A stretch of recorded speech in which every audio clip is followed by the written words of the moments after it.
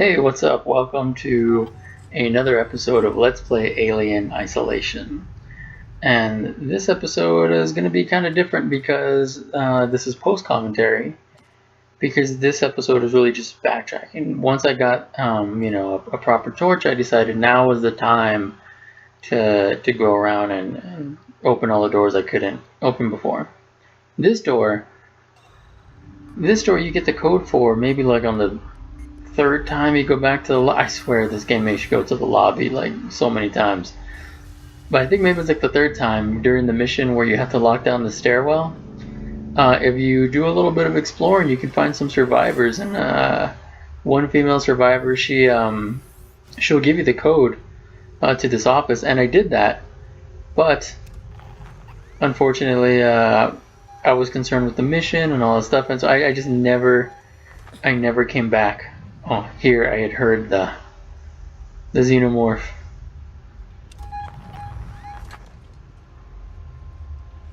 Once the xenomorph was back, like, that was it. I had such an easy time with the androids, but the xenomorph freaking terrifies me. And that's kind of the weird thing about doing this backtracking and stuff like that. When I'm playing the game normally, it's not that big a deal to me because the story is pulling me along, or I feel like I have an objective and I have something to do. Just backtracking, it's in a way almost fruitless in the sense that I don't need very many supplies at this point. And there's things like these blueprints to upgrade stuff, and that's cool, but at the same time it's like I feel like the version 1 of the blueprints works just fine. Speaking specifically of the blueprints, the way that I wish that it worked was that if you got an upgrade, then I feel like there should be some kind of change. Like you're making a more improved version, but it should take more parts, So I feel like the version 1 of stuff should have just been like, it's pretty weak, it's okay, it'll get the job done, but you can't trust it 100% with your life. And then when you upgrade it, it'd be like, hey, this thing works a lot better now, but it's going to take you more parts, so it's going to use up more resources. So it's a kind of more of a risk versus reward sort of thing. In this panel, I think what would happen if you did not talk to that woman and get that code with your torch, you would have to cut this panel, but since we did get the code, we can just kind of open it from the other side properly. Well, anyways, yeah, so that's kind of how I wish they would have handled the items, because I feel like we have a little too much items. I don't know, this game's kind of balanced out kind of strange to me, because I feel like they give you so much stuff. Right now, there I heard the xenomorph. I think earlier when I backed to the corner, I heard the vent. I just forgot there was a vent there. But once that door closed, I was like, okay, that's my chance. Get under the table, get under the table. Yeah, well, I feel like maybe you have a little bit too much stuff, but I don't know. At the same time, nothing really works on the goddamn xenomorph, so I feel like it's sort of balanced out, but sort of not. It really does feel imbalanced to me when I'm dealing with just humans. Unless you're trying to specifically decide, like, you know what, I'm not going to hurt any of the humans. I'm not going to kill anybody. Okay, yeah, then it's a real challenge. But then it wouldn't really matter, what you had in terms of items and weapons or not, because you're going for like a pure stealth run. So I don't know. Here's where I finally made it up to the stairwell. As I was trying to take a shortcut, but I had alerted these two droids. Gotta make sure I get that map. No, the midst of danger. Now here was the problem, is that I was on these stairs, and that put us on uneven footing. So I try to strike him with the cattle prod, and I miss. I get him there. I miss this guy. Gotta aim low, but it still aims a little bit high. Manages to catch him in the head. And then, of course, none of the swings actually hit him. So he starts choking me. Try to finish him off. Xenomorph comes in. He ain't having any of that shit. somehow him and those droids became bros off camera somewhere. I don't know what happened. So reloaded, made it all the way back. But yeah, the thing with this backtracking is like, yeah, it's just getting supplies. What I was trying to do is find the files. And I'm not the kind of person that really wants to 100% things. It really kind of depends. When it comes to like collectathon type things, I will do it if there is like, well, I'm going to use the word lore, but I don't know if that's really what I mean. But if there's lore attached to it, so in other words, like with Batman, the Arkham games, if you do some of the Riddler's riddles or whatever, you can unlock little stories or character bios. So I will go out of my way to find all that stuff for that. But like the other, like Jay, find all these other fucking, I don't know how many, 100 Riddler trophies so that you can have, concept art or something like that. So like, well, that I don't care too much about that. I mean, if I see a collectible, I'll get it, but going out of my way, I don't know. I'm just not that like 100% kind of person, and it just really kind of depends on the game. I don't really care about earning trophies or achievements. That's never really been like a motivator for me, unless it was tied to the game itself. Like in Borderlands 2 and Mad Max, when you complete challenges or whatever, like, yeah, do this thing 5 times or whatever, it'll unlock something for you. If you do that in Mad Max, you get those Griffa tokens. Then you use those Griffa tokens to upgrade your character. And then, in Borderlands, you get those little badass tokens, and then that gives you like, I don't know, 0.5 reload speed. It's like, oh, fantastic. This is going to make all the difference in the world now. But stuff like that. I will go out of my way then to do little challenges for that, but not for trophies. Anyways, now that we had the gas mask, I could come over here. It's actually kind of difficult trying to remember all the places that I couldn't go. It was interesting, though, to do the exploring and see how the ship connected. Like, oh, this leads back around here and this loops around there. Oh, it's kind of interesting, and I do like that sort of thing in terms of like level design. But it was really hard to remember, like, oh, but what was locked, what wasn't locked, where have I been, where have I not been? And when I was editing these, because this was originally like a lot longer, and the reason I decided to do it this way is just because I guess overall it probably, like, this episode, I think I whittled it down to about 20 minutes, but in reality it was maybe like 40 minutes, somewhere around there. And a lot of it's just this backtracking. We're just going back to the places that we've already seen, dealing with, the same enemy types, just, hiding from the xenomorph, and without any kind of objective. That's not the same. Like when I'm hiding from the xenomorph in a regular episode, it's like, yeah, I'm trying to avoid him, but I'm also trying to do something like start some power generator or, whatever. So it's like trying to complete a task while under stress, or, trying to accomplish something while being hunted. Whereas with this episode, the backtracking, it's really just hiding and waiting for him to go away so that I can just, like, get down a hallway. It's not as exciting for me personally. It's still scary, but I don't know. I feel like it's kind of a different kind of scary, different kind of tempo. There's nothing at stake, So, and here we have this key card. Earlier, when I got killed by the androids, there was a door there that needed a key card, and we had found that way earlier, like when I first got there.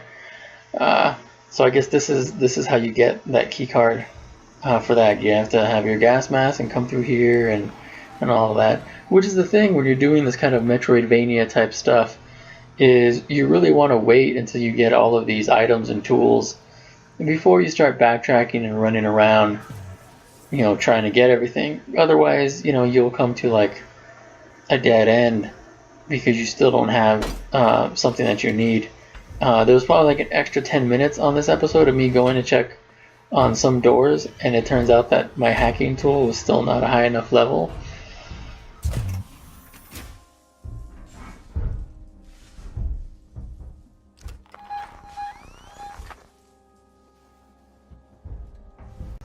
So that's why I decided to do things this way.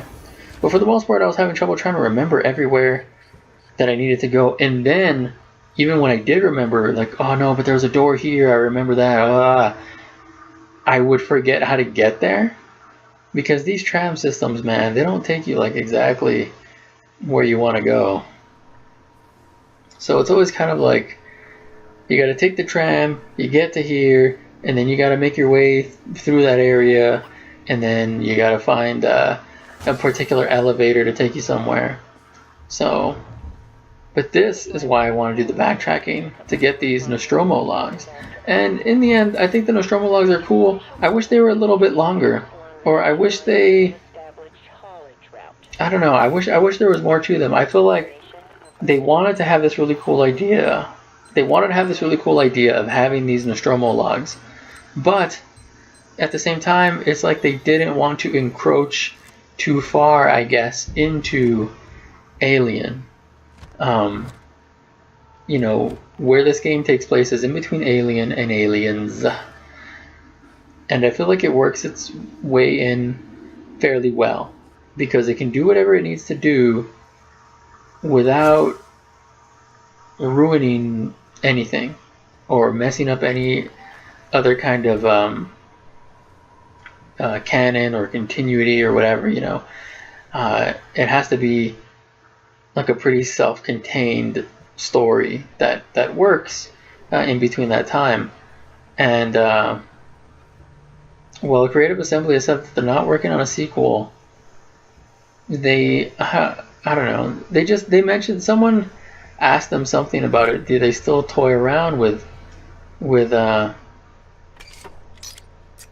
the aliens, AI or whatever? And I think they basically said something like no comment or whatever. But I think that means it's like, hey, look, if they're still working on that AI, it can mean one of two things. They want to make another game that is relatively the same way, and I guess that could be like, well, who knows, they can make like a Jurassic Park game and you're just hunted by a velociraptor or something, I don't know. They can make some sort of serial killer game or some Friday the 13th game where you're just hunted down by Jason or something like that. And they can use this AI for I guess a good number of things. So it could have meant that, or it could have meant like, hey, maybe they're kind of toying around with a sequel. But they, I think Microsoft's got them working on Halo Wars 2, the game that, like, next to nobody fucking asked for, but I don't know, they're doing that. So, I'm not exactly sure. But even if they do make a sequel, I think there's a good number of years in between Alien and Aliens. So, there's a lot of room to have, like, yeah, like, Amanda Ripley had her own set of adventures, but yeah, I don't know. I guess they just didn't want to. With those Nostromo logs, I kind of wish that they were a bit more substantial in what it is they talked about. Now, while I think they're cool, it's like they're talking about really mundane stuff, like, oh, I had to fix this thing and blah blah blah blah. And it's like, yeah, I mean, okay. And Ash talking about, doing some sort of little report. And that's interesting too. But they're really mundane. They're just, well, here we are back at the lobby for like the 100th time. Yeah, so I kind of wish maybe it was, I kind of wish, or, okay, like something in Alien was that Captain Dallas and Ripley were supposed to have something of a little romance, and it was edited out, it was cut out because it just kind of messed with the pace of everything. And so Ripley and Dallas never really got to have that moment. So it would be neat if they kind of talked about it, you know, if the logs was something of a diary, and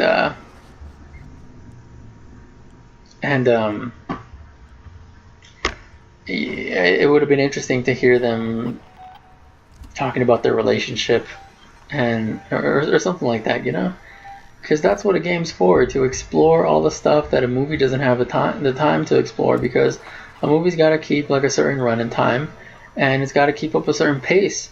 And you know, even when people say like a movie's good, like say Avengers 2, people really kind of criticize that film because of its pacing and all of the crap it tried to like wedge in there. So yeah, I kind of wish those logs had a little bit more going for them. So just here I am stuck in this lobby. So yeah, like a lot of the episode, you know, was this, and it was just super long. So I thought I would just dice it up and do all that. There's one more thing that I need to get, and I'm pretty sure that when you first meet Dr. Coleman, was it Coleman or Kaufman? I think it was Coleman.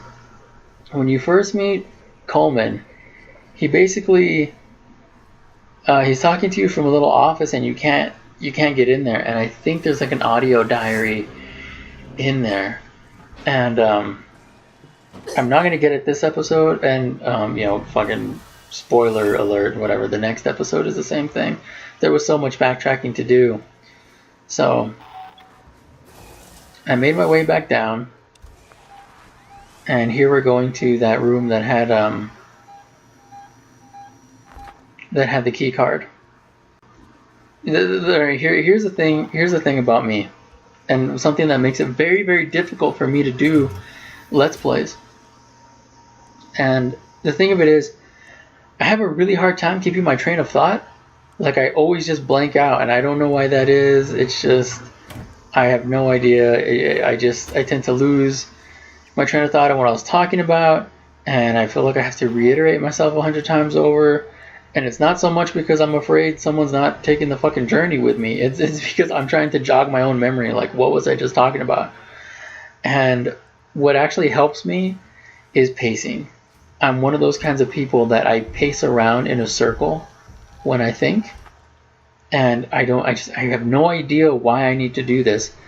It was something that started happening when I think I was in my very early 20s. And it's just been a part of me since. I need that to be able to think.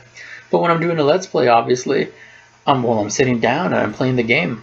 So it's hard for me to organize my thoughts, and it's hard for me to stay on topic. It's frustrating because when I look back at my work and what I'm doing with these videos, I like it. I mean, as far as doing it is concerned, no, I love it. I think this is a lot of fun. I'm really glad that I decided to start doing this. It's been kind of a rewarding hobby for me to be able to play a game and talk about it at the same time. And in the other videos I do, I just wanted to, I guess, have some way of sharing what it is I thought. At any rate, I guess the videos come to an end just like that. Like I said, this one's really short, but in the next episode, we will do more, a little bit more exploring. So I guess look forward to that.